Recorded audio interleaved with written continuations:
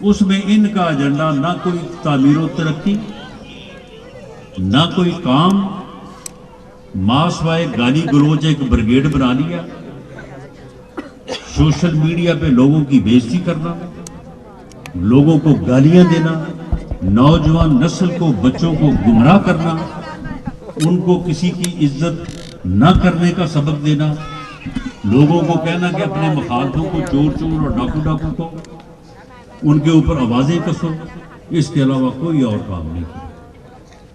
جب بھی بات کی میں اس کو بھی نہیں چھوڑوں گا، میں اس کو بھی نہیں چھوڑوں گا، میں سب کو جیل میں ڈالوں گا۔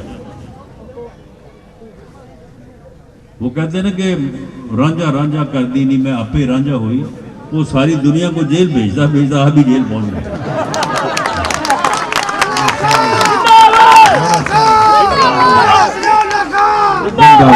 تو 4 سالوں میں اس کے علاوہ کوئی کام نہیں کیا، اور لوگوں کو کے خلاف جھوٹے مقدمے۔ ایک گھر میں اگر ایک فرد ہو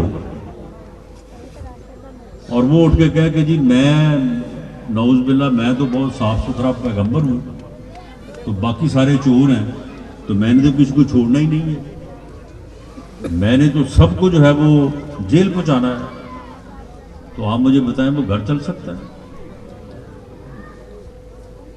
تو ایک گھر نہیں چل سکتا، ایک علاقہ نہیں چل سکتا۔ آپ مجھے ووٹ دیں گے، لیکن کچھ لوگ ایسے بھی ہو سکتے ہیں جو آپ کی مرضی کے خلاف ووٹ دیں، تو اس کا مطلب آپ کہیں یہ سارے جو ہمارے مخالف ہیں یہ چور ہیں، یہ ڈاکو ہیں، ان کو جیل بھیج دیا جائے۔ اس طرح سے ملک چل سکتا ہے؟ لیکن بدقسمتی سے ملک کو اس طرح سے چلانے کی جو ہے وہ کوشش کی گئی، اور اس کے نتیجے میں جو ہے وہ پھر جو ہے وہ ملک کا بٹھا بیٹھا، اور معاشی طور پہ جو ہے وہ ملک تباہ ہو۔ آپ یہ دیکھیں کہ 2012-13 میں بھی ملک جو ہے وہ لوڈ شیڈنگ اور دہشت گردی کی وجہ سے مشکلات کا شکار تھا۔ اس وقت پاکستان مسلم لیگ نون نے میاں نواز شریف کی قیادت میں آپ سے وعدہ کیا کہ آپ ہمیں ووٹ دیں، ہم ان دونوں مسئلوں کو حل کریں گے اور ملک کو ترقی کی شاہراہ پہ لا کے کھڑا کریں گے اور ملک کو ترقی کی طرف لے کے جائیں گے۔ آپ نے اعتماد کیا۔ 2013 میں پنجاب میں اور مرکز میں مسلم لیگ کی حکومت بنی۔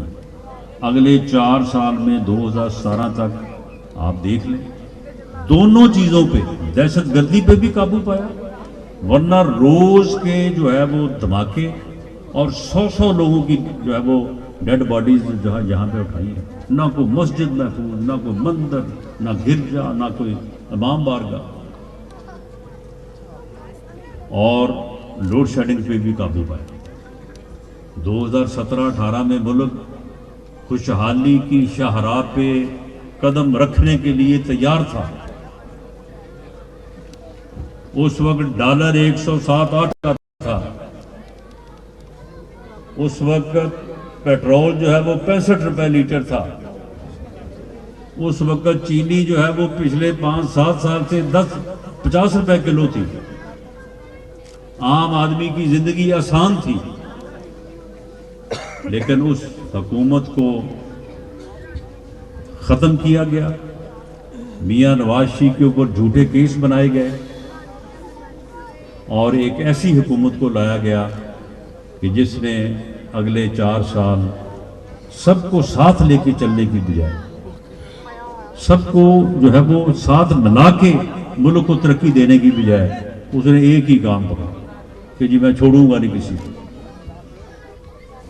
وہ امریکہ گیا تو وہاں پہ کہنے لگا کہ وہ مجھے پتا چلا ہے کہ نواز شریف کو تو جیل میں بڑی سہولتیں دی گئی ہیں، میں اب جا کے سب سے پہلے وہ سہولتیں ختم کروں گا۔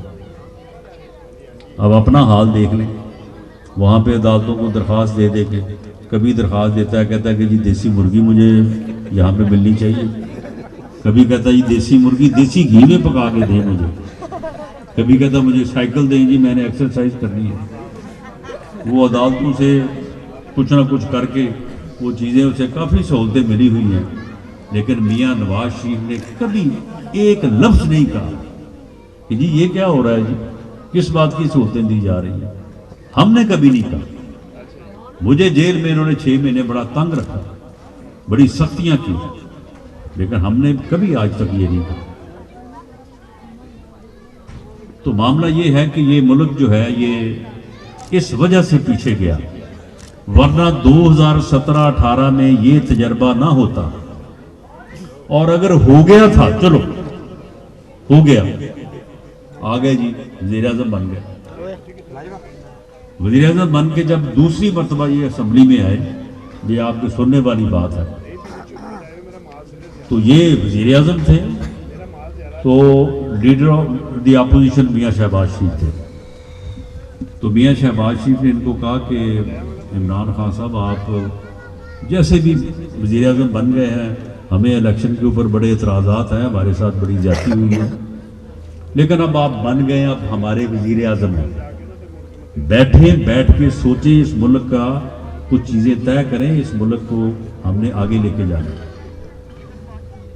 بلاول بھٹو زرداری اٹھے، انہوں نے بھی کہا کہ جی ٹھیک ہے، ایسی ہی باتیں انہوں نے بھی کی، انہوں نے کہا عمران خان قدم بڑھاؤ، ہم تمہارے ساتھ ہیں۔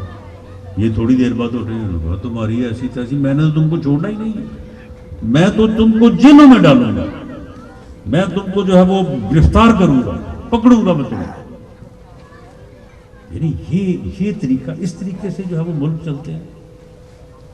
پلوامہ میں کا حملہ ہو گیا، انڈیا نے کیا، وہ ان کا ابھی نندن ایک ان کا پائلٹ تھا، وہ بھی یہاں پہ گرفتار ہوا۔ تو اس دن افواہ تھی کہ انڈیا ہمارے اوپر میزائل کا حملہ کرنے والا ہے۔ فوج کے لوگوں نے، چیف آف آرمی سٹاف نے کہا کہ جی تمام سیاسی جماعتوں کے 5 سینئر لوگ جو ہے وہ آئیں، ہم ان کو بریفنگ دینا چاہتے ہیں۔ تمام جماعتوں کے سینئر لوگ جو ہے وہ قومی اسمبلی میں چلے گئے، وہاں پہ کمیٹی روم میں سب بیٹھ گئے۔ تھوڑی دیر بعد پتہ چلا کہ جی وہ ساتھ ہی کمیٹی روم کے دفتر ہے وزیر اعظم کا، کہ جی چیف آف آرمی صاحب بھی وہاں پہ آ گئے۔ 1.5 گھنٹہ اسے مناتے رہے کہ ہمارے ساتھ چلو، وہاں پہ جا کے ان کو بریفنگ دینی۔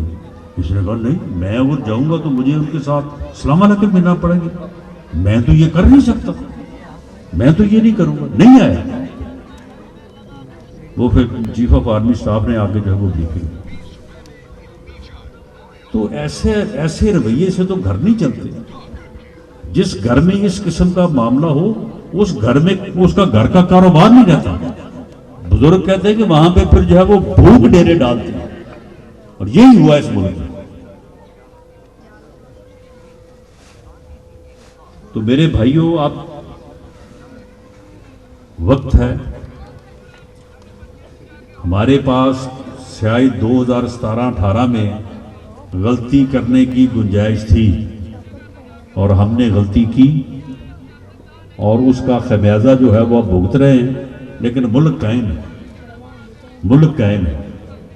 لیکن اب دوبارہ ہم نے اس قسم کے رویوں کو اپنایا تو پھر شاید جو ہے وہ ہم اس سے بھی ہاتھ دھو بیٹھیں، نعوذ باللہ، اللہ نہ کرے۔